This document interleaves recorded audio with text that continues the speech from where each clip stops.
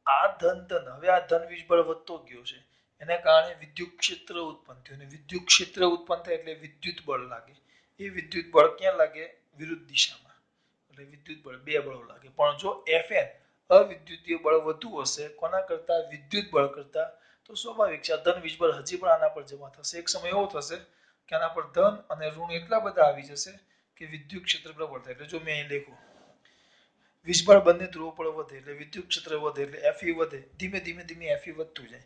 Fe વધતું જાય તો કોઈ એક સમયે Fe એટલે કે આ વિદ્યુત ક્ષેત્ર વડે આ બાજુ લાગતું બળ એટલે કે વિદ્યુતીય બળ અને રાસાયણિક પ્રક્રિયાને કારણે લાગતું અવિદ્યુતીય બળ, બંને બળો એક સરખા થઈ જાય. એટલે વીજભાર કોઈ પણ પ્રકારની ગતિ કરતા નથી. હવે વીજભાર કશે ન જઈ શકે, ત્યાં સ્થિર થઈ ગયો. અહીંયા ને અહીંયા વીજભાર સ્થિર થઈ ગયો. કેમ? કારણ કે એના પર બે બળો લાગે છે. આ બાજુ અવિદ્યુતીય બળ, તો આ બાજુ વિદ્યુતીય બળ. આ જે તમે દોર્યો તેના પર બે બળ લાગે છે, તો અહીંયા ઉપર દોર્યું જ છે. પણ એ બે બળોના મૂલ્ય એક સરખા થઈ ગયા એટલે વીજભાર સ્થિર થઈ ગયો. વીજભાર સ્થિર થઈ ગયો એટલે કોઈ પ્રવાહ પસાર થતો નથી. એટલે I કેટલો થઈ ગયો? 0. એટલે વિદ્યુતભારની ગતિ અટકી ગઈ. વિદ્યુતભારની ગતિ શું થઈ ગઈ બેટા? અટકી ગઈ. વિદ્યુતભારની ગતિ શું થઈ ગઈ દીકરા? અટકી ગઈ. હવે અહીંયા ધ્યાન આપજો. આ બાજુ વીજભારની ગતિ શું થઈ ગઈ? અટકી ગઈ. તો જ્યારે કોઈ પણ અંદર પ્રવાહ પસાર, કોઈ પણ વીજભાર ગતિ નથી કરતા, કોઈ પણ પ્રવાહ પસાર ગતિ નથી કરતા, તો આને કહેવાય ઓપન સર્કિટ કન્ડિશન. અત્યારે એવું થયું છે કે અહીંયા સોરી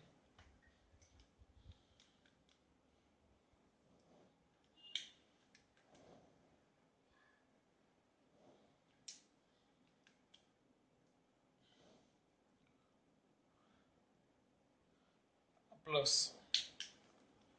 આ માઇનસ અહીંયા મૂકી દીધો ધન. તો આ ધન પર ધનને ધન બાજુ એટલે આ બાજુ લાગે Fn અને આ બાજુ લાગે Fe. તો Fn બરાબર Fe થઈ ગયા. બંને બળ એક સરખા થઈ ગયા. બંને બળ એક સરખા તો એટલે એનો મતલબ શું થયું કે વિદ્યુત બળ ગતિ નથી કરતા એટલે I બરાબર 0 થઈ ગયો. પ્રવાહ કેટલો થઈ ગયો? 0. સર તમે અહીંયા લખ્યું તો છે, વાંધો નહીં, ચલો I બરાબર 0 થઈ ગયો. એટલે અહીંયા ધ્યાન આપજો. એટલે આ પ્રબળ પ્લસ બની ગયો અને એક આ માઇનસ બની ગયો. તો આ બંને વચ્ચે અત્યારે આ બંને વચ્ચે જે વિદ્યુત સ્થિતિમાનનો તફાવત હોય, વિદ્યુત સ્થિતિમાનનો તફાવત તો NH એટલે બંને વચ્ચે જે વોલ્ટેજ હોય એને જ એપ્સાઇલોન કહેવાય. એપ્સાઇલોન જેને કહેવાય બેટરીનું EMF.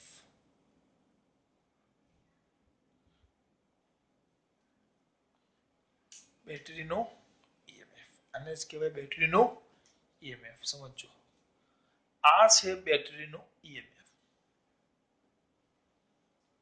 જ્યારે કોઈ પણ પ્રવાહ પસાર થતો ન હોય, દાખલા તરીકે એક સિમ્પલ વસ્તુ છે, તમે એક સેલ લઈ લો, મોબાઈલની એક બેટરી કાઢો મોબાઈલમાંથી, અત્યારે નહીં કાઢતા, એ બેટરી પર લખેલું હોય 5 વોલ્ટ. તો એ ક્યારે હોય? જ્યારે બેટરીના હાથે કોઈ પ્રવાહ જોઈન્ટ કરેલો ન હોય. અથવા એક સેલ લઈ લો નાનો, ચલો એક પેન્સિલ સેલ લઈ લઈએ આપણે. આવો આ પેન્સિલ સેલ છે, આ બાજુ આમ છે અને આ સેલ છે આમ આખો છે, આ સેલ છે. આકાર પર નહીં જાવ, હું એમ કહું કે આ 2 વોલ્ટની બેટરી છે, આ પ્લસ છે ને આ માઇનસ છે. ઊંધું હોય તો પાછા મગજમારી નહીં કરતા. આ પ્લસ છે ને આ માઇનસ છે. આનો મતલબ શું થયો ખબર? આ સ્થિતિમાં એના આ છેડા અને ઋણ છેડા, ધન છેડા અને ઋણ છેડા વચ્ચે 2 વોલ્ટનો તફાવત છે. તો આજે હું 2 વોલ્ટ લખું ને એને બેટરીનું EMF કહેવાય. કારણ કે અત્યારે જો બેટરીમાંથી કોઈ પ્રવાહ પસાર થતો નથી. આ સ્થિતિ છે. આની અંદર બંને બળો એક સરખા એટલે વીજભારો આની અંદર કોઈ પણ પ્રકારની ગતિ કરતા નથી. પછી તમે શું કરો ખબર? આની હાથે આ વાહક તાર જોડો, આમ જોડો અને અહીંયા સરસ મજાનો બલ્બ મૂકી દેવાનો. તો આ બલ્બ છે ને પ્રકાશિત થાય. તો સર એવું કેમ થાય? હવે આવું કેમ થાય આપણે સમજવું. આ સામાન્ય સ્થિતિમાં આ જે વાત કરી ને એ આપણે આની વાત કરી, પણ આ સૂકો કોષ છે, બરાબર. એમાં થોડીક અલગ વસ્તુ આ પણ વસ્તુ બેટરી. હવે તમારે આ ન લેવું હોય તો તમે મોબાઈલની પેલી બાઇકની બેટરી જોઈ, બાઇકની બેટરી અથવા ફોર વ્હીલની બેટરી, એ આમાં આવે, એ આ બેટરી થાય, એ આ બેટરી થાય. આના જગ્યાએ તમે એ લખી નાખો, બાઇકની લઈ લો, બાઇકની બેટરી છે 12 વોલ્ટ. અચ્છા, અમુક છોકરા કહેશે આ તો સૂકો કોષ કહેવાય બેટા, મોટી એવી આમ બેટરી આવે. બસ ચલો, આની અંદર ખબર પાણી ભરે, પાણી ભરે, મંદ કોઈ પણ એસિડ નાખવાનું આવે, મંદ H2SO4 એ નખાય, કાંઈ નહીં તો છેલ્લે બિસ્લેરી પાણી નાખી દેવું તો એ ચાલે, પણ એવું નાખવાનું નહીં. ગેરેજ વાળો નાખીએ પછી નાખી દેવાનું, જાતે પ્રોસેસ નહીં કરવાની. આ પ્લસ અને આ માઇનસ, આ બેટરી છે, જોઈ લેજો ખાસ. આવી આ 12 વોલ્ટ છે, ફૂલ બેટરી હોય એટલે આમ હોય. પછી તમે આ વાયર હાથે જોડો ને તો હવે શું પ્રક્રિયા થાય તમને સમજાવું. જો આ પ્લસ છે, આ થઈ ગઈ, એને કહેવાય બેટરીની, આને કહેવાય વિદ્યુત સ્થિતિમાનનો તફાવત. અને આ જે પરિસ્થિતિ છે ને એને એ લોકોએ નામ આપ્યું છે open circuit condition. Open circuit condition. Spelling નથી આવડતો, ગુજરાતીમાં લખી નાખો, ઓપન સર્કિટ કન્ડિશન. ગુજરાતીમાં એક બીજું નામ પણ, એટલે આને કહેવાય ઓપન સર્કિટ કન્ડિશન કહેવાય, કારણ કે કોઈ પ્રવાહ પસાર થતો નથી. આ વસ્તુ સમજજો બેટા, આ વસ્તુ થઈ. હવે આના પરથી તમને EMF ની વ્યાખ્યા આપી છે, EMF ની. હવે અહીંયા ધ્યાન આપજો, અહીંયા ધ્યાન આપજો. EMF ની વ્યાખ્યા આ ધન વીજભાર છે, આ ધન વીજભાર છે, બરાબર. તો વ્યાખ્યા કઈ કેમ કહી છે, આ ધન વીજભાર છે. ધન વીજભારને મારે ધન ધ્રુવ તરફ લઈ જવું છે. ક્યાંથી? ઋણ ધ્રુવથી કયા ધ્રુવ તરફ? ધન ધ્રુવ. અહીંયા હતો એવું, એમ એનો કહેવાનો મતલબ અહીંયાથી એમ. આ ધન વીજભાર છે, તો એકમ ધન વીજભારને, એકમ ધન વીજભારને, એકમ ધન વીજભારને કયા બેટા? એકમ ધન વીજભારને કયા અવિદ્યુતીય બળ વડે, અવિદ્યુતીય, કારણ કે ધનને ધન તરફ લઈ કોણ જાય? અવિદ્યુતીય બળ વડે. એકમ ધન વિદ્યુત ભારને અવિદ્યુતીય બળ વડે ઋણ ધ્રુવથી ધન ધ્રુવ તરફ, એકમ ધન વીજભારને, એકમ ધન વીજભારને અવિદ્યુતીય બળ વડે ઋણ ધ્રુવથી, બેટરીના ઋણ ધ્રુવથી ધન ધ્રુવ તરફ લઈ જવા માટે તમારે કંઈક શું કરવું પડે? કાર્ય. આને અહીંયાથી અહીંયા લઈ જવા માટે ઋણથી ધન શું કરવું પડે? કાર્ય કરવું પડે. તો આ કાર્યને જ શું કરવું પડે? હા, પણ યાદ રાખજો, એકમ ધન વીજભારને લઈ જવા માટે કરવું પડતું કાર્ય. તો એ કાર્યને જ બેટરીનું EMF કહેવાય, એને જ બેટરીનું EMF કહેવાય. ફરી પાછું, એકમ ધન વીજભારને, નવી ચોપડીમાં આ વ્યાખ્યા આપી, ત્યાં સુધી આવું કોઈ આપ્યું જ નથી. એકમ ધન વીજભારને ક્યાંથી? બેટરીના કયા છેડેથી? ધન છેડેથી, એટલે બેટરીના સોરી એકમ ધન વીજભારને કોના વડે? ધનને ધન તરફ. તો અવિદ્યુત, કારણ કે ધનને ધન તરફ કોણ લઈ જાય? અવિદ્યુતીય બળ. એકમ ધન વીજભારને અવિદ્યુતીય બળ વડે બેટરીના ઋણ ધ્રુવથી ધન ધ્રુવ તરફ લઈ જવા માટે કરવા પડતા કાર્યને બેટરીનું શું કહેવાશે? EMF. તો આપણે ભણી ગયા W=QV. દાખલા તરીકે આપણે Q વીજભારને લેવા, હા, QV, બરાબર લખવું હોય તો, અને V=W શું આવશે? Q. કયો વીજભાર કીધો છે? એકમ ધન વીજભાર. W એટલે કરવું પડતું કાર્ય, કાર્ય છે ભાઈ, કાર્ય કરવું પડતું કાર્ય, બરાબર. કરવું પડતું કાર્ય, તો કાર્યનું એકમ શું આવે? જૂલ. એને આપણે બોલીએ છીએ EMF, એટલે બોલીએ છીએ ઇલેક્ટ્રોમોટિવ ફોર્સ, પણ એ ફોર્સ નથી. એ તો ધન વીજભારને, અહીંયા Q નહીં, એકમ ધન વીજભારને, એકમ ધન વીજભારને અવિદ્યુતીય બળ વડે ઋણ ધ્રુવથી, બેટરીના ઋણ ધ્રુવથી ધન ધ્રુવ તરફ, અવિદ્યુતીય બળ જ લઈ જાય ધનને ધન તરફ. તો ધનને ધન તરફ આપણે શું કરવું પડે? આ ધન ધન છે, બંને વચ્ચે અપાકર્ષણ થાય. હવે આ અપાકર્ષણનો સામનો કરીને મારે એને ત્યાં સુધી લઈ જવાનું છે, તો તમે અપાકર્ષણનો વિરોધ કરીને અહીંયા સુધી લઈ જાઓ તો મારે આના પર કાર્ય કરવું પડે, પર કાર્ય કરવું પડે. તેના પર કાર્ય કરવું, તો આ જે કાર્ય કરું એને જ બેટરીનું શું કહેવાશે બેટા? ઈએમએફ. બેટરીનું શું કહેવાશે? ઈએમએફ. એટલે કરવું પડતું કાર્ય. તો કાર્યનો એકમ શું આવે? જૂલ. બરાબર? ઈએમએફ આવી ગયું.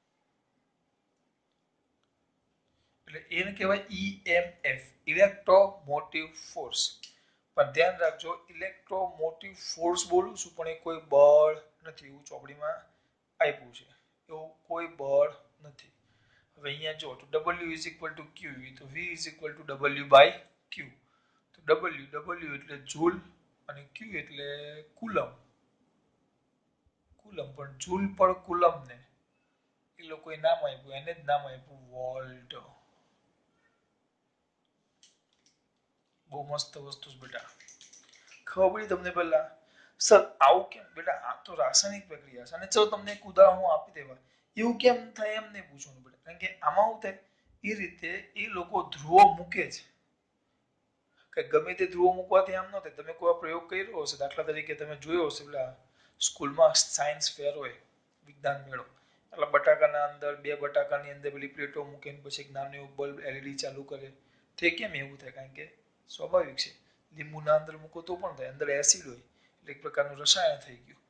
એ રસાયણને તમે પ્લેટો મૂકો, ધાતુની પ્લેટો, એટલે એની વચ્ચે એક પ્રક્રિયા થાય. એમ આમાં પણ સૌથી પહેલા પાછું ફટાફટ, એક તમે દ્રાવણ લીધું, એ દ્રાવણમાં વિદ્યુત વિભાજિત દ્રાવણ છે, એની અંદર બે પ્લેટો મૂકી, તો એના કારણે એના વચ્ચે કયું બળ લાગશે? રાસાયણિક બળ. એટલે અવિદ્યુતીય બળ, જેને કારણે ધન વીજબળ એક તરફ અને ઋણ વીજબળ બીજા તરફ. જે બાજુ ધન વીજભાર જમા થાય ધન ધ્રુવ તરીકે વર્તે, આ ઋણ ધ્રુવ તરીકે વર્તે કે નહીં? આ રીતે ગતિ થાય. એટલે આ ધન ધ્રુવ તરીકે વર્તે, ઋણ ધ્રુવ. ધીમે ધીમે ધીમે આના પર ધન વીજભાર ને આના પર ઋણ વીજભાર વધતો જાય, એટલે વિદ્યુત ક્ષેત્ર ઈ નિર્માણ થાય. એટલે કે હવે વીજભારો પર અવિદ્યુતીય બળની વિરુદ્ધ દિશામાં કયું બળ લાગશે બેટા? વિદ્યુતીય બળ. જ્યાં સુધી અવિદ્યુતીય બળ વધારે છે ત્યાં સુધી વીજભાર ધન ધ્રુવ પર ધન વીજભાર ને ઋણ ધ્રુવ પર ઋણ વીજભાર આવશે. એક સમય એવો આવશે કે Fe વધે. Fe વધીને કોના જેટલું થાય? આજે ધીમે ધીમે અહીંયા ધન ને ઋણ, તેના કારણે વિદ્યુત ક્ષેત્ર વધતું ગયું. એક સમય એવો આવશે કે વિદ્યુતીય બળ અને વિદ્યુતીય બળ એટલું બધું વધી જશે કે બંને એક સરખા થાય. ત્યારે વીજભારની ગતિ શું થઈ જાય? અટકી જાય. ત્યારે પ્રવાહ કેટલો થઈ ગયો? શૂન્ય. તો જ્યારે, એટલે એનો મતલબ એમ થયો, હવે દ્રાવણમાં વીજભારો છે પણ એ વીજભારો કોઈ ગતિ કરતા નથી, બધા સ્થિર થઈ ગયા છે. તો એને કહેવાય એની ઓપન સર્કિટ કન્ડિશન. આ યાદ રાખજો. કઈ કન્ડિશન કહેવાય? Open circuit condition. અને ત્યારે આ બંને વચ્ચે જે વિદ્યુત સ્થિતિમાનનો તફાવત હોય એને એપ્સાઇલોન કહેવાય. બેટરીનું ઈએમએફ. ઈએમએફ એટલે જ્યારે પ્રવાહ પસાર થતો ન હોય ત્યારનો વોલ્ટેજ. એટલે આ 12 વોલ્ટ હોય, પણ તમે જો આ જોડાણ કરો ને તો કોઈ વાર 12 વોલ્ટ ન થાય, ઓછો જ આવે. ચેક કરી લેવાનું. તમારે 2 વોલ્ટની બેટરી હોય ને તમારી પાસે, તો એને પેલા વોલ્ટ મીટર આવે, વોલ્ટ મીટર. પેલા બે છેડા આવે, ટીવી રિપેર કરતા હોય એને મને અડાડો તો કોઈ વાર 2 વોલ્ટ ન બતાવે, 2 ન હોય, 1.98, 1.9, 1.92 એવું આવે. કેમ એવું આવે? હવે હું તમને સમજાવું. કેમ એવું આવે હવે હું તમને સમજાવું છું. આટલું યાદ રહ્યું મારા દીકરાઓને? બરાબર. હવે આ પૂછી નાખું છું. ઓપન સર્કિટ કન્ડિશન હતી. કયો ભાગ કાઢું એમ થાય? કાઢવું તો બધું જ પડશે. ચલો બાશી હોય તો એક વાર યાદ કરાવીશ.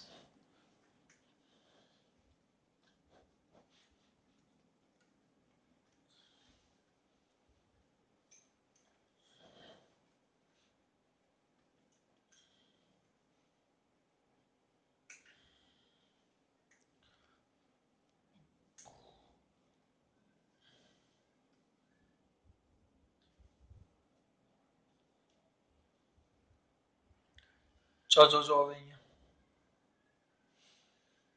વાત મારી છે, આપણે જોશું. પાછી ઉપર ફટાફટ જોઈ લઈએ. પહેલા બે નાના ભાગમાં એ વસ્તુ આખી રિવિઝન કરી દઉં છું. દ્રાવણ હતું, એની અંદર એક ધ્રુવ, પાછળ એની અંદર બીજો પણ ધ્રુવ હતો. બરાબર. ધન વીજભાર આ બાજુ, અવિદ્યુતીય બળ લાગે એને કારણે ધન વીજભાર એક ધ્રુવ પર, ઋણ વીજભાર એક ધ્રુવ પર. ધન વીજભાર એટલે ધીમે ધીમે આ ધન વીજભારિત થાય અને આ ઋણ વીજભારિત થાય. આને કયું બળ કીધેલું આપણે? અવિદ્યુતીય બળ. અથવા ટૂંકમાં રાસાયણિક બળ એટલે જ લવશ પાછું એકવાર યાદ આવે. ધીમે ધીમે આના પર ધન આના પર ઋણ વધતા જ જશે. બરાબર. હવે કેવું થશે? આ ધન છે અને આ ઋણ છે, એને કારણે આના પર ધન વીજભાર વધતો જશે, આના પર ઋણ વીજભાર વધતો જાય. એટલે ધનથી ઋણ તરફ કયું ક્ષેત્ર ઉત્પન્ન થાય? વિદ્યુત ક્ષેત્ર E. ધનથી ઋણ તરફ વિદ્યુત ક્ષેત્ર કયું ઉત્પન્ન થાય? E. આ બાજુ વિદ્યુત ક્ષેત્ર ઉત્પન્ન થાય. ધનથી ઋણ તરફ કયું ક્ષેત્ર ઉત્પન્ન થાય? વિદ્યુત ક્ષેત્ર. આમાં ધ્યાન રાખજો. આ ધન અને આ ઋણ. તો આમાં વિદ્યુત ક્ષેત્ર ઉત્પન્ન થયું અને એના કારણે એક બળ લાગે જેને આપણે વિદ્યુતીય બળ, આને કારણે એક વિદ્યુત બળ લાગે, વિદ્યુતીય બળ, જેને આપણે Fe કીધું. આને આપણે શું કીધું? Fn. પછી એક સમય એવો આવશે એક સમય એવો આવશે કે આ ધન અને આ ઋણ,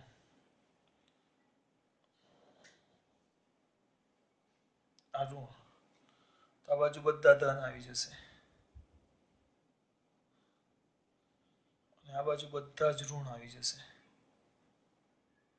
તો હવે આ કોઈ ધન વીજભાર છે તો એના પર આ બાજુ Fe, સોરી, ધન ને ધન તરફ તો Fn અને આ બાજુ Fe, બંને બળો લાગે, બંને બળો એક સરખા થઈ જાય ત્યારે I કેટલો થઈ જાય? 0, જેને આપણે ઓપન સર્કિટ કન્ડિશન કીધું. અને ત્યારે આ બંને વચ્ચેના વોલ્ટેજને, ત્યારે આ બંને વચ્ચેના I બરાબર 0 થાય ત્યારે એને ઓપન સર્કિટ કન્ડિશન કહેવાય. Open circuit condition. અને બંને વચ્ચેના વોલ્ટેજને બેટરીનું EMF એપ્સિલોન કહેવાય. બરાબર. હવે વાત એવી છે, જોજો. તો અમુકને એમ થાય ચલો વાંધો નહીં, તો આ આપણો પ્લસ હતો અને આ માઇનસ હતો. બરાબર બેટા? અહીંયા ધન ધ્રુવ હતા, બધા ધન વીજભાર ધન ધ્રુવ પર, અને અહીંયા ઋણ વીજભાર હતા. બરાબર. હવે આયા છે પ્રવાહ પસાર નથી થતો ત્યારે ઓપન સર્કિટ કન્ડિશન ને ત્યારે વચ્ચેના વોલ્ટેજને EMF કહેવાય. હવે આપણે એને મેં તમને કીધું પેલી બેટરી હતી એને આપણે હવે કોઈ બલ્બ સાથે અથવા કોઈ પણ પરિપથ સાથે જોડીએ. દાખલા તરીકે આને હું આમ વાહક તાર વડે એક અવરોધ સાથે જોડું છું. એક અવરોધ સાથે, જે અવરોધ છે આ, તો અવરોધ સાથે જોડું તો શું થશે? હવે આ પ્લસ છેડો છે એટલે આપણે પ્લસ બને, આ માઇનસ બને, એટલે આ બાજુ વિદ્યુત ક્ષેત્ર E ઉત્પન્ન થાય. અવરોધમાં પણ વિદ્યુત ક્ષેત્ર ઉત્પન્ન થાય. અવરોધનો પ્લસ છેડો, એક છેડો જે પ્લસ સાથે હોય પ્લસ તરીકે વર્તે, બીજો છેડો ઋણ પાસે હોય એટલે આ છેડો ઋણ વચ્ચે, એટલે અવરોધમાં વિદ્યુત ક્ષેત્ર ઉત્પન્ન થાય એટલે વિદ્યુત ભારો શું કરવા લાગે? ગતિ. એટલે અહીંયાથી વિદ્યુત ભાર ગતિ કરે ધીમે ધીમે. આ જે ધન વીજભાર, આપણે ધન વીજભારની ગતિ કરીએ છીએ. હવે ખરેખર ગતિ કોણ કરે? ઋણ વીજભાર. ખરેખર ગતિ કોણ કરે? ઋણ વીજભાર. પણ વીજભાર ગતિ કોને કરું? ઇલેક્ટ્રોન ગતિ કરે. પણ આપણે અહીંયા એકમ ધન વીજભારની વ્યાખ્યા પરથી જ લખીએ છીએ. તો વિચારો અહીંયાથી ધન વીજભાર ગતિ કરતો કરતો અહીંયા આવ્યો, આમ કરતો કરતો અહીંયા જશે, અહીંયા જાય, આમ જાય અને અહીંયા આવી ગયો. 1 2 3 4 5 6 7 છે.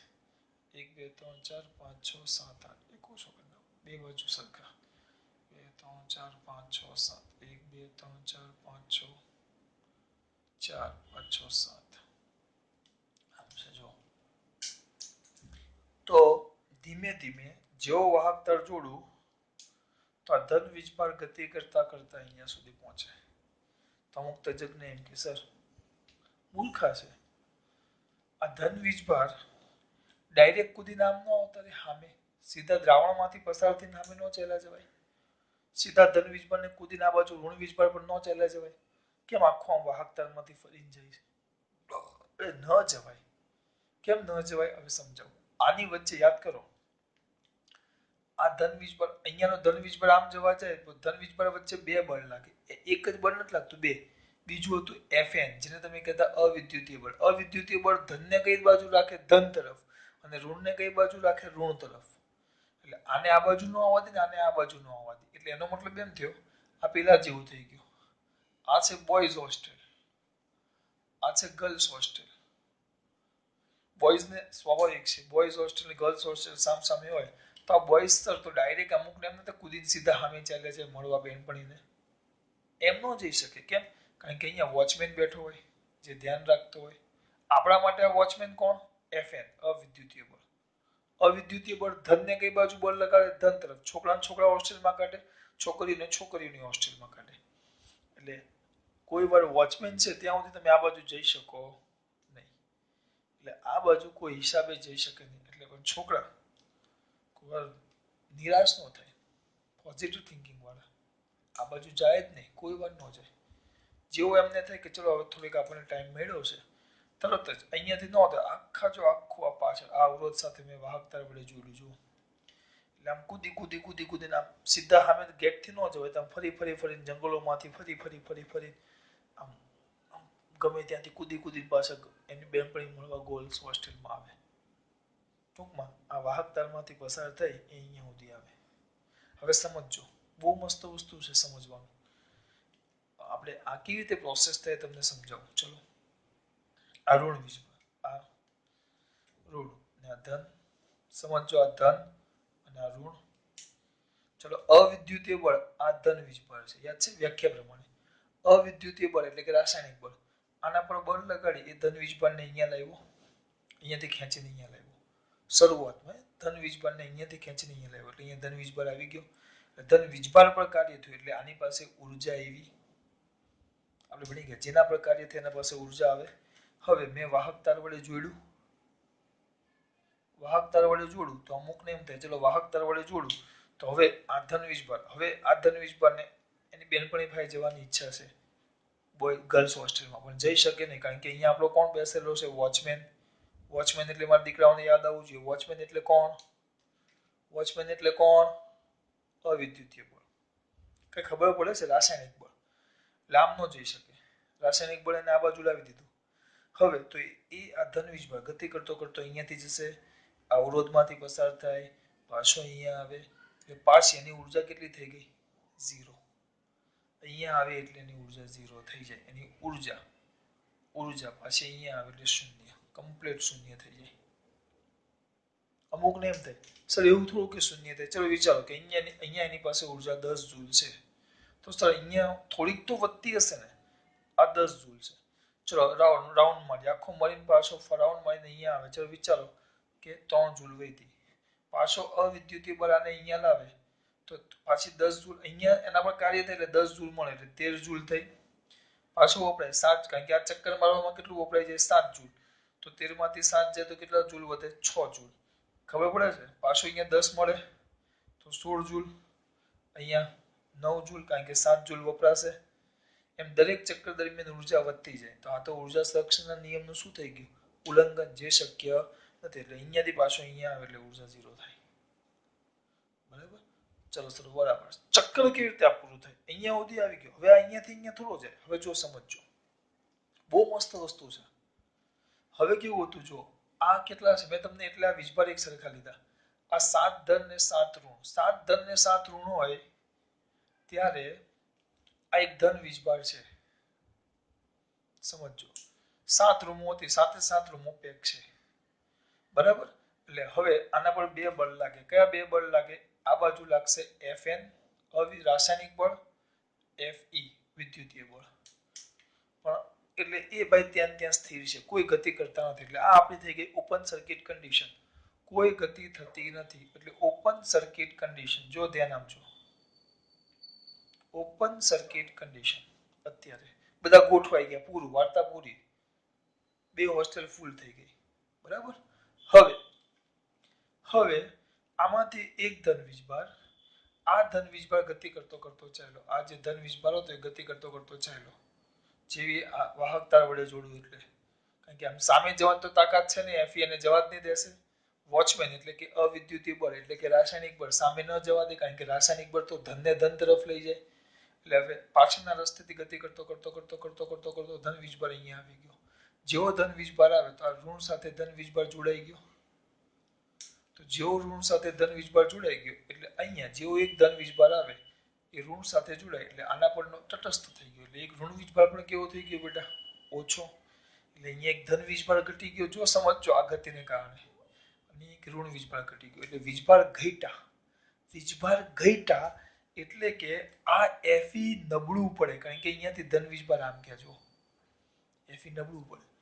Fe નબળું પડે એટલે તરત જ અહીંયા કોઈ આ ધન વીજભાર જે નવરો બેઠો હતો Fe નબળું પડે ને Fn તો એટલું ને એટલું જ છે, પણ ઋણ વીજભારો ઘટી ગયા. વીજભારો ઘટ્યા એટલે એને કારણે વીજભારો ઘટ્યા એને કારણે Fn નબળું પડે. આ બે જણા છે પણ બે બાજુ હોસ્ટેલ ફૂલ થઈ ગઈ. આ બે જણા એક પ્લસ ને માઇનસ હતો. તો અહીંયા 7 છોકરાના રૂમ હતા અને 7 છોકરીઓની રૂમ હતી. બે પેક છે, બરાબર? બે પેક છે પણ એક છોકરો એની બેનપણી મળવા માટે દોડતો એટલે આ બહારથી વાયા એની બેનપણી પાસે ગયો તો આ બે પકડાઈ ગયા. વોર્ડે પકડી નાખ્યા તો બેને હોસ્ટેલમાંથી કાઢી નાખ્યા. ટૂંકમાં કાઢી નાખ્યા એટલે તમને દેશી ભાષામાં સમજાવું છું હું, એમ નથી કાઢી નાખ્યા એટલે બે ધન અહીંયા આવે, ખરેખર ધન નો આવે, ઋણ અહીંયા આવે એટલે ધન ઋણ તટસ્થ થઈ જાય એટલે વીજભાર બે માંથી એક ઓછો થઈ ગયો એટલે એક રૂમ ખાલી થઈ ગઈ. એટલે એક રૂમ ખાલી થઈ ગઈ એટલે આપણા માટે Fn શું થઈ ગયો? Fe ઘટી ગયો. Fn એટલો ને એટલો જ છે. અવિદ્યુતીય બળ તો આખા દ્રાવણમાં એમને એમ જ રહે, પણ વીજભાર ઘટ્યા એટલે વિદ્યુતીય બળ ઘટી ગયું. એટલે વિદ્યુતીય બળ ઘટી ગયું એટલે અવિદ્યુતીય બળ આપોઆપ વધી ગયું. એ એમને એમ છે, પણ પેલું ઘટ્યું એટલે હું એ વધી ગયું કહેવાય. એટલે સીધો આ ગતિ કરીને અહીંયા આવી જાય અને આ ગતિ કરીને અહીંયા આવે એટલે આ પાછો ધન અહીંયા આવે, આ ઋણ અહીંયા આવે એટલે પાછા અહીંયા ધન વધી ગયા એટલે પાછો ધન કરતો અહીંયા જ આમ સતત આ વસ્તુ ચાલ્યા જ કરે અને આપણને પ્રવાહ મળે. અહીંયા અવરોધ મૂકો, બલ્બ મૂકો તો પ્રકાશિત થાય. ખબર પડી? આ પ્રવાહ પસાર થાય છે. જો આમાંથી I જેટલો પ્રવાહ પસાર થતો હોય અહીંયાથી આમ, તો આની અંદર પણ I જેટલો પ્રવાહ પસાર થાય દ્રાવણમાં પણ, કારણ કે એટલા જ વીજભાર આ બાજુ આવે, બરાબર? પણ હવે કેવું થાય ધ્યાન રાખજો. એટલે હવે પ્રવાહ પસાર થાય છે ત્યારે આ બંને ધ્રુવો વચ્ચેના વિદ્યુત સ્થિતિમાનના તફાવતને V કહેવાય. એટલે એને કહેવાય ટર્મિનલ વોલ્ટેજ. હવે શું સમજો? પાછું કેટલી વાર એક ના એક વસ્તુ બેટા સમજવાનું જ છે. બહુ મોટો લોજિક છે, આ કોઈ તમને સમજાવશે નહીં. આ માઇનસ અને આ પ્લસ, આપણા ધન અને આ ઋણ બે છે, બરાબર? એટલે અત્યારે Fe Fn બરાબર Fe, પાછું એક ને એક વસ્તુ બે બળો સરખા એટલે I બરાબર 0, કોઈ ગતિ કરતા નથી ત્યારે આ બંને વચ્ચેના વિદ્યુત સ્થિતિમાનના તફાવતને એપ્સિલોન કહેવાય, બેટરીનું EMF. પણ હવે શું થયું? હમણાં આપણે વાત કરી, તમે એને અવરોધ સાથે જોડો છો, અવરોધ સાથે જોડો છો. જેવો તમે એને અવરોધ સાથે જોડો ધન વીજભારને, સોરી ધ્રુવોને અવરોધ સાથે, એટલે મેં તમને કીધું અહીંયાથી વિદ્યુત ક્ષેત્રના કારણે બીજા રસ્તે જશે, કારણ કે આમ સામે તો જઈ શકે એમ છે ને. જેવો ધન વીજભાર આ બાજુ જવા જાય સામે સીધા ઋણમાં તો વિદ્યુતીય બળ એને પાછું કાઢે. એટલે હવે શું થશે કે આ ધન વીજભાર ગતિ કરીને અહીંયા આવી ગયો, સમજો અહીંયા આવી ગયો એટલે હવે અહીંયાથી કોઈ, કારણ કે અહીંયા મેં તમને એ તો સમજાવ્યું કે આ બે બળો સરખા હતા, પણ એક ધન વીજભાર અહીંયા આવી ગયો એટલે વિદ્યુતભાર બે પર ઘટ્યો એટલે Fe શું થઈ ગયો? ઓછો થઈ ગયો. એટલે હવે કોઈ ધન વીજભાર આ બાજુ જશે તો વિચારો આ દ્રાવણનો કોઈ ધન વીજભાર છે, એ હવે આના અંદર જવાનો પ્રયત્ન કરે તો આ વિદ્યુત વિભાજ્ય દ્રાવણ છે એટલે એની અંદર એના પરમાણુ આયનો હોય. તો આ ધન વીજભાર આમાંથી પસાર થઈને આમ અવિદ્યુતીય બળ એટલે કે રાસાયણિક બળ આમ ગતિ કરાવીને આમથી આમ લાવે એટલે ધન વીજભારને ધન ધ્રુવ તરફ લાવે, બરાબર? પણ જેવો આની અંદર આવે તો આ દ્રાવણના અણુ અને પરમાણુ અથવા તો એના આયનો સાથે અથડાય એટલે એને કારણે એની થોડીક ગતિ અટકે. તો આ દ્રાવણના અંદર જે એના આ વિદ્યુતભારની ગતિ અટકી એને જ બેટરીનો આંતરિક અવરોધ કહેવાય. આંતરિક અવરોધ, જેને આપણે શું કહેશું? સોરી, આઈ ક્યાં સ્મોલ આર, કારણ કે આ જશે તો આની સાથે અથડાશે એટલે અથડામણ અનુભવે તો એની કેટલીક ઉર્જા ખર્ચાય એટલે ટૂંકમાં એની ગતિને અટકાવે દ્રાવણ એટલે એને આંતરિક અવરોધ કહેવાય. હવે બાળ કેટલો પ્રવાહ છે, બાળ કેટલો પ્રવાહ છે આઈ, તો આની અંદર પણ કેટલો પ્રવાહ હોય આઈ, તો જ એટલો પ્રવાહ મળે. આપણે એકની જ વાત કરીએ પણ બાય આઈ પ્રવાહ હોય તો અંદર પણ કેટલો પ્રવાહ હોય આઈ, તો અવરોધ કેટલો છે અંદરનો આર, પ્રવાહ કેટલો છે આઈ, તો વોલ્ટેજ તો અવરોધને કારણે કેટલી ઉર્જા ખર્ચે જો. હવે એની ઓરિજિનલ ઉર્જા કેટલી હતી, પહેલા સામાન્ય સ્થિતિમાં એની ઉર્જા કેટલી હતી એપ્સાઇલોન, એટલે ઉર્જા સર એપ્સાઇલોન થોડી ઉર્જા કહેવાય, કરવું પડતું કાર્ય, પણ ખરેખર એપ્સાઇલોન ઉર્જા ન કહેવાય બેટા, પણ આપણે એકમ ધન વીજભાર લઈએ છીએ, એકમ ધન વીજભાર સમજો, એકમ ધન વીજભાર લઉં છું એનો મતલબ એકમ ધન વીજભાર, યાર 1000 વાળા કીધું W બરાબર, સોરી 1000 વાળા કીધું W બરાબર QV, તો V is equal to W, પણ Q એક છે એટલે કાર્ય એ વોલ્ટેજ, વોલ્ટેજ એ કાર્ય, કાર્ય એ જ ઉર્જા, એટલે વોલ્ટેજ એ જ કાર્ય થયું. તો જ્યારે કોઈ વીજભાર ગતિ ન કરતો હોય એટલે સામાન્ય સ્થિતિ આમાં, ત્યારે એની ઉર્જા એપ્સાઇલોન હતી, બરાબર. પણ હવે આમાંથી જ્યારે પસાર થાય ત્યારે અવરોધ કેટલો છે આર અને પ્રવાહ કેટલો છે આઈ, તો કેટલી ઉર્જા ખર્ચાય, અય્યર જેટલી ઉર્જા ખર્ચાય, અય્યર જેટલી. સર અય્યર, હા, V is equal two Iyer, તો આંતરિક અવરોધને કારણે અય્યર જેટલી ઉર્જા શું થઈ જાય એની ખર્ચાઈ જાય, એટલે કુલ ઉર્જામાંથી અય્યર ઉર્જા ખર્ચાય તો જે બાકી વધે એને જ બેટરીનો આપણે ટર્મિનલ વોલ્ટેજ શું કહેવાય, તો V is equal two epsilon minus Iyer. આ રીતે આવે એનું સૂત્ર. આ બહુ મસ્ત વસ્તુ છે, આને કહેવાય બેટરીનો આંતરિક અવરોધ. આમાં ફરી પાછું બસ થિયરી પૂરી બેટા, એકવાર હવે શાંતિથી રિવિઝન કરી નાખો અને સમજો બેટા. અવિદ્યુતીય બળ કેમ લાગે બેટા, એ તો રાસાયણિક પ્રક્રિયા છે, એ કેમિસ્ટ્રીમાં આવે. એ કેવું હોય, તમે જે અંદર પદાર્થ મૂકો એને શું કહેવાય, સક્રિયતા શ્રેણી ને બહુ બધી શ્રેણી આવે, દ્રાવણની સાથે પ્રક્રિયા કરે, બરાબર, એ કેમિસ્ટ્રીમાં આવે, એ મારું કામ નથી, એટલે સમજો. આની અંદર બે ધ્રુવો મૂક્યા, બે ખાલી ધ્રુવો, રાસાયણિક પ્રક્રિયા થાય એટલે રાસાયણિક બળ લાગે, રાસાયણિક બળ લાગે એટલે ધન વીજભાર એક તરફ, ઋણ વીજભાર બીજી તરફ. જે અહીંયા ધન વીજભાર વધે એટલે ધન ધ્રુવ તરીકે, અહીંયા ઋણ વીજભાર વધે એટલે ઋણ ધ્રુવ તરીકે વર્તે, બરાબર. આ બાજુ ધન, આ બાજુ ઋણ. હવે આના પર ધન થાય, આના પર ઋણ થાય એટલે બંને વચ્ચે વિદ્યુત ક્ષેત્ર ઉત્પન્ન થાય, જેને કારણે કયું બળ લાગે, વિદ્યુતીય બળ, જેને આપણે FE, બરાબર. એટલે આવું થાય. અહીંયા સુધી પહોંચી ગયા છો, બરાબર. જ્યાં સુધી કયું બળ વધારે હશે, Fn વધારે હશે ત્યાં સુધી ધન વીજભાર ધન તરફ, ઋણ વીજભાર ઋણ તરફ. પણ જ્યારે Fe એટલે કે વિદ્યુતીય બળ અને અવિદ્યુતીય બળ એટલે કે રાસાયણિક બળ બંને એક સરખા થાય ત્યારે વીજભાર ગતિ કરતા આ બે ધ્રુવો હતા, આ ધન ધ્રુવના ઋણ ધ્રુવ વચ્ચે દ્રાવણમાં બધા આમથી આમ ધના બાજુ, ધના બાજુ, ઋણા બાજુ, ધના બાજુ, ઋણા બાજુ, ધના બાજુ, ઋણા બાજુ, પણ બંને બળો એક સરખા થઈ ગયા એટલે ગતિ કરતા વીજભાર બંધ, પ્રવાહ 0. તો અહીંયા ચોખ્ખો ઋણ વીજભાર ભેગો થયો, અહીંયા ચોખ્ખો ધન વીજભાર ભેગો થયો, એટલે બંને વચ્ચે કંઈક વોલ્ટેજ મળે, ધન ને ઋણ વચ્ચે કંઈક EMF, કંઈક વોલ્ટેજ તો હોય ને, એને કહેવાય EMF, એપ્સાઇલોન. આ કન્ડિશનને કહેવાય જ્યારે પ્રવાહ પસાર થતો નથી, કોઈ વીજભાર ગતિ કરતા નથી, એને કહેવાય open circuit condition. Open circuit condition કઈ ખબર પડે છે ત્યારે એ બંને વચ્ચેના વિદ્યુત સ્થિતિમાનના તફાવતને એપ્સાઇલોન કહેવાય. હવે વ્યાખ્યા હતી, આ ધન છે, આ ઋણ છે, આ ધન છે, આ ઋણ છે. આ એકમ ધન વીજભારને મારે અહીંયા લઈ જવું છે, તો એકમ ધન વીજભારને ધનને ધન તરફ કોણ લઈ જાય, એકમ ધન વીજભારને અવિદ્યુતીય બળ વડે ઋણ ધ્રુવથી ધન ધ્રુવ તરફ લઈ જવા માટે કરવા પડતા કાર્યને બેટરીનું EMF કહેવાય, બરાબર. એપ્સાઇલોન કરવું પડતું કાર્ય, કાર્ય છે એટલે EMF લખાય છે ઇલેક્ટ્રોમોટિવ ફોર્સ, પણ બળ નથી, એ કાર્ય છે એટલે EMF, બરાબર. અને V ઇઝ ઇક્વલ ટુ આપણે W is equal to VQ, તો V is equal to W by Q, તો W એટલે જૂલ પર કુલમ, જેને આપણે વોલ્ટ, જેમ્સ વોલ્ટની યાદ છે, જેને શોધ કરેલી કોની, વોલ્ટાનો કોષ, એના પરથી. તમારે 9માં કે 8માં આવી ગયો. આ થઈ ગયું.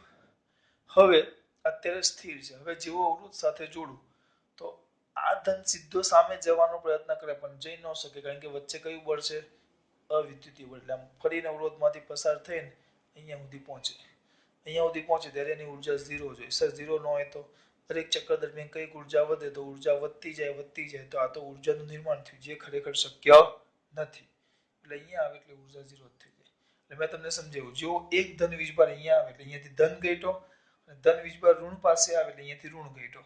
એટલે વીજભાર ઘટે એટલે Fe ઘટે, Fe ઘટે એટલે Fn વધી ગયો, એટલે ધન આ બાજુ આવવા લાગે ધીમે ધીમે. એટલે અહીંયા પણ પ્રવાહનું નિર્માણ થયું અને અંદર પણ પ્રવાહનું નિર્માણ થયું. કે વીજભાર આમ ગતિ કરે તો સામે જેટલો વીજભાર ઘટે, આ બધી ત્વરિત ઘટનાઓ છે. સામે આ બાજુ પ્રવાહ રચાણો એટલે પ્રવાહ રચાણો. ત્યારે આ બંને વચ્ચેના વિદ્યુત સ્થિતિમાનના તફાવતને ટર્મિનલ વોલ્ટેજ V કહેવાય. જ્યારે પ્રવાહ પસાર ન થતો હોય ત્યારે લઈ જવું પડતું કાર્ય એપ્સાઇલોન હતું. ત્યારે એની પાસે એને એપ્સાઇલોન જેટલી ઉર્જા મળતી. ત્યારે એપ્સાઇલોન. પણ હવે તમે અહીંયાથી ધનને આ ધન તરફ લઈ જાઓ તો આ દ્રાવણમાંથી પસાર કરીને લઈ જવું પડે. તો દ્રાવણમાંથી પસાર કરીને લઈ જાઓ તેની સાથે અથડામણ અનુભવે એટલે કેટલીક ઉર્જા ત્યાં ખર્ચાઈ જાય. એટલે એ દ્રાવણ એક અવરોધ ઉત્પન્ન કરે, જેને બેટરીનો આંતરિક અવરોધ સ્મોલ r વડે દર્શાવાય. આપણે એક દાખલામાં લખી નાખ્યું છે. બરાબર, સ્મોલ r વડે દર્શાવાય. અવરોધ r છે. બરાબર. તો પ્રવાહ કેટલો બહારથી પણ આવે, અંદરથી પણ આવે. તો IR એટલે એક વિદ્યુત સ્થિતિ, IR એટલે વોલ્ટેજ જ થાય. પણ અવરોધ આંતરિક અવરોધને કારણે IR જેટલી ઉર્જા ખર્ચાઈ જાય. IR ને સર ઉર્જા થોડી કહેવાય, IR ને વોલ્ટેજ કહેવાય. બૂમો પાડીને કીધું કે એકમ ધન વીજભાર હોય ત્યારે ઉર્જા એ જ વોલ્ટેજ ને એ જ કાર્ય થઈ જાય એકમ ધન વીજભાર માટે જ. એટલે એટલી ઉર્જા ખર્ચાય. ઓરિજિનલમાં હતી કેટલી? જ્યારે બેટરી પર શાંતિથી ઊભો હતો, જ્યારે આ સ્થિતિમાં કેટલી હતી? એપ્સાઇલોન. ત્યારે આ સ્થિતિમાં કેટલી હતી? એપ્સાઇલોન. આ બધા વીજભારમાં એપ્સાઇલોન જેટલી ઉર્જા હતી. ગતિ કરીને આવે તો IR જેટલી ઉર્જા શું થઈ જાય? ખર્ચાઈ જાય. ત્યારે એટલે પ્રવાહ રચાતો હોય ત્યારે આ બે છેડા વચ્ચેના તફાવતને ટર્મિનલ વોલ્ટેજ કહેવાય. એટલે આ શું કહે છે? જ્યારે ખાલી બેટરી ખુલ્લી હોય, આમ બેટરી હોય, આમ એમને એમ ખુલ્લી છે, ત્યારે 12 વોલ્ટ. તો 12 વોલ્ટ એનું એપ્સાઇલોન કહેવાય. પણ હવે આ જ બેટરી હોય આ રીતે, અને એને આમ બલ્બ સાથે મેં જોડેલી હોય આમ, તેમાંથી પ્રવાહ I પસાર થાય. જો પ્રવાહ I પસાર થતો હોય, એમાંથી પ્રવાહ I પસાર થતો હોય, થોડી વ્યવસ્થિત આપી દીધું અને ભૂસી નાખું છું. ખોટું આટલું મસ્ત છેલ્લે બગાડવું.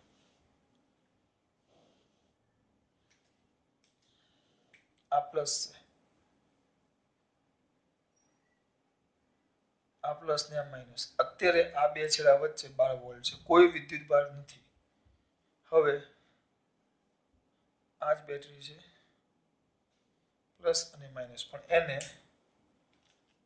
હું વાહક તાર વડે આમ બલ્બ વડે જોડું છું. બલ્બ વડે. તો અહીંયાથી પ્રવાહ I પસાર થશે, અહીંયાથી પ્રવાહ કેટલો પસાર થાય છે? I. બલ્બ એટલે અવરોધ જ કહેવાય. તો અંદર પણ પ્રવાહ કેટલો પસાર થશે? I. અત્યારે પ્રવાહ I બરાબર કેટલો છે? 0. ત્યારે આ 12 વોલ્ટ EMF કહેવાય. હવે અત્યારે આ બંને વચ્ચેનો વોલ્ટેજ હોય ને, એને V કહેવાય, બેટરીનો ટર્મિનલ વોલ્ટેજ. એ 12 વોલ્ટ કરતા કંઈક ઓછો છે, IR જેટલો. એ ધ્યાન રાખજો. આ રે બેટરીનો આંતરિક અવરોધ છે. તો અત્યારે 12 તમે માપો ને આના વડે, તો 12 વોલ્ટ નો મળે, 11.5, 11.4, 11.8 એવું મળે. તો સર બાકીનું ક્યાં ગયું? 0.5, 0.6, 0.2 ક્યાં ગયું? એ IR જેટલી ઉર્જા ખર્ચાઈ જાય, એટલે એટલો વોલ્ટેજ ઓછો બતાવે. વોલ્ટેજ એટલે ઉર્જા, એકમ ધન વીજભાર છે એટલે. જો ખાસ વાત. જય શ્રી કૃષ્ણ.